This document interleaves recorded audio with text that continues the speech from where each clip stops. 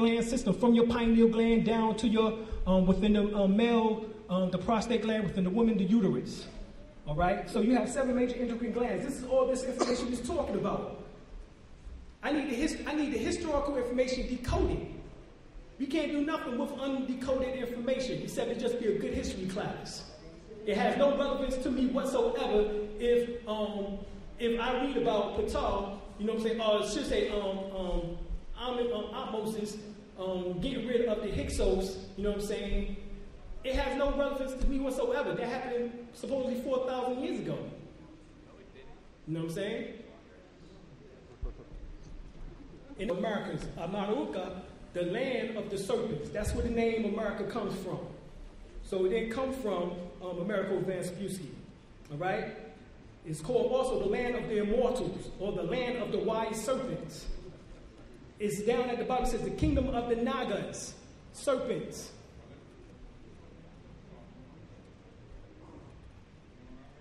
The term Moorish American comes from this. The Aramu Moru, the serpent Meru. One of the earliest immortal serpents from Mu to colonize America was Aramu Meru, or Amaru Murugu, the serpent Meru. All right? This is where the name comes from. Has nothing to do with this cracker by the name of Americo Vespucci. All right? Let's continue on. Wonderful Ethiopian of the ancient Kushite Empire, Drusilla Dungy Houston. She writes, right here, the civilization brought by the Kushites to Chaldea must have developed in the first common cradle of mankind that the Greeks located upon the Upper Nile. We saying the same thing. We saying the same thing. All right, right here it says the early Kushite navigators that the Kushite Ethiopians in primitive age was a commercial people. Down here it says their cousins and successors, the Phoenicians, were called themselves Ethiopians. So the Phoenicians didn't recognize themselves as any other than Kushite. What are we talking about?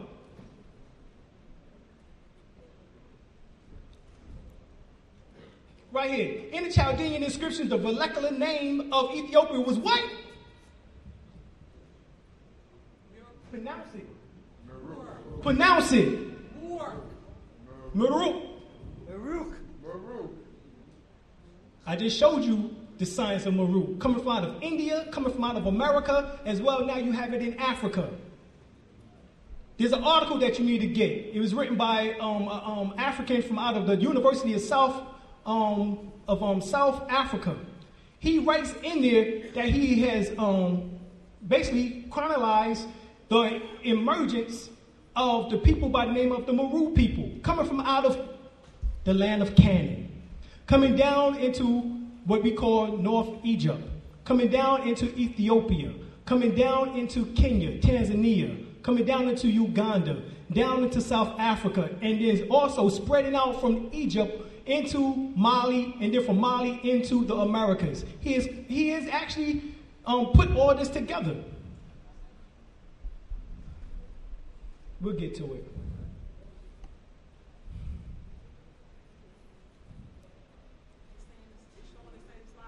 Yeah, I see here. Okay. All right.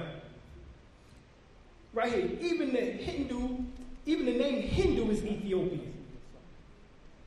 You see that? Even the name Hindu is Ethiopian.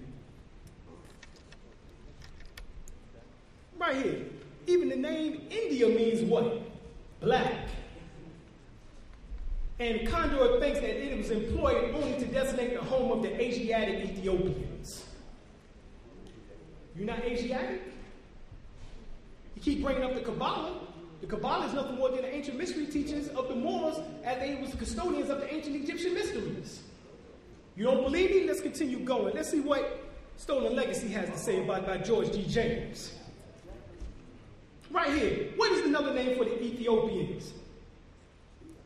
You see that? What's that? What's that? Read that, goddammit! Another name for the Ethiopians is what? Moor. What? You ain't Moors? You ain't Asiatic Ethiopians? Something, okay. Once again, you can read this in the wonderful Ethiopian world of the Kushite Empire. Black source. A black source. All right? Right here. Sanskrit. Writer called Indra, chief god of the Hindu, king of what? Meru. This was the primitive Indian settlement by colonists from where? Hold on, let me get that.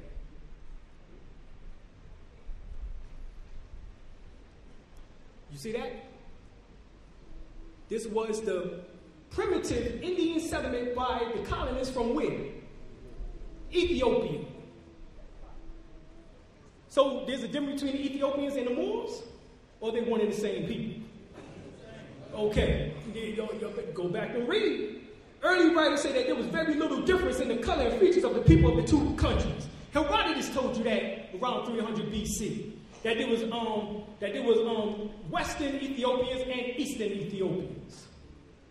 Right here, ancient tradition tells of the deeds of Deva Nahusha, another sovereign of Meru.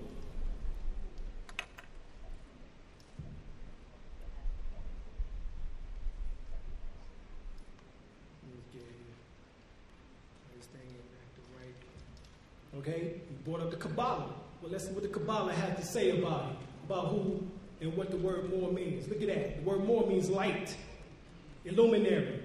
The number is 247. Guess what the number 247 equates to in the Kabbalistic text? It means the triple stage darkness or the triple state of blackness. It is the 3 trimester periods, which is of the woman during her pregnancy. The reason why the Circle 7, or as you would say, it's not actually the Circle 7 that says that, it's the 101. The 101 states that black means death based on the information which I'm getting ready to show you in this book. African Origin of Christianity, written by Paul Boyd. Let's see here. No. Moors of Spain, here we go. The Story of the Moors of Spain, by Stanley Lane Poole. This is what he says. In ancient times, Africans in general were called Ethiopians. All right.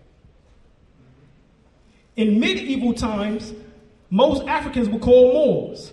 In modern day, some Africans were called Negroes. The Ethiopians were named by the Greeks. The word Ethiopian meant burnt face from the Greeks, name Ethos plus face. This description refers to the dark complexion of these Africans, which the Greeks attributed to sunburn.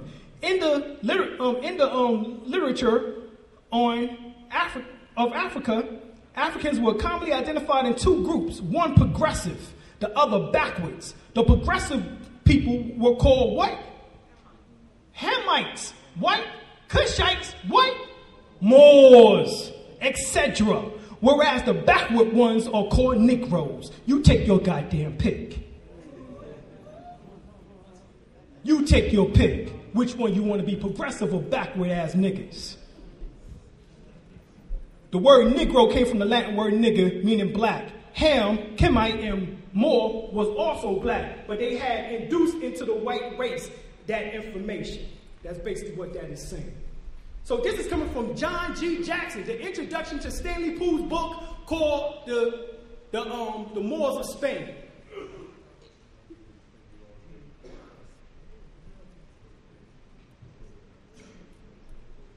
Cultural Genocides in the Black and African Studies Curriculum. This is by Dr. Ben Yakinen.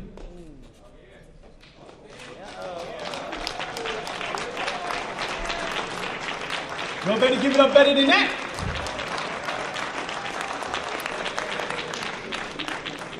Right here. The fact so many of us prefer to hide behind the protective walls of integration and cry about reverse racism will never change the truth. To the contrary, but until black educators are willing to face the fact and establish our own black authorities and black authoritative references in everything we have done, we are only continuing our Uncle Tom and Auntie Thomasina house nigga role. We have been forced to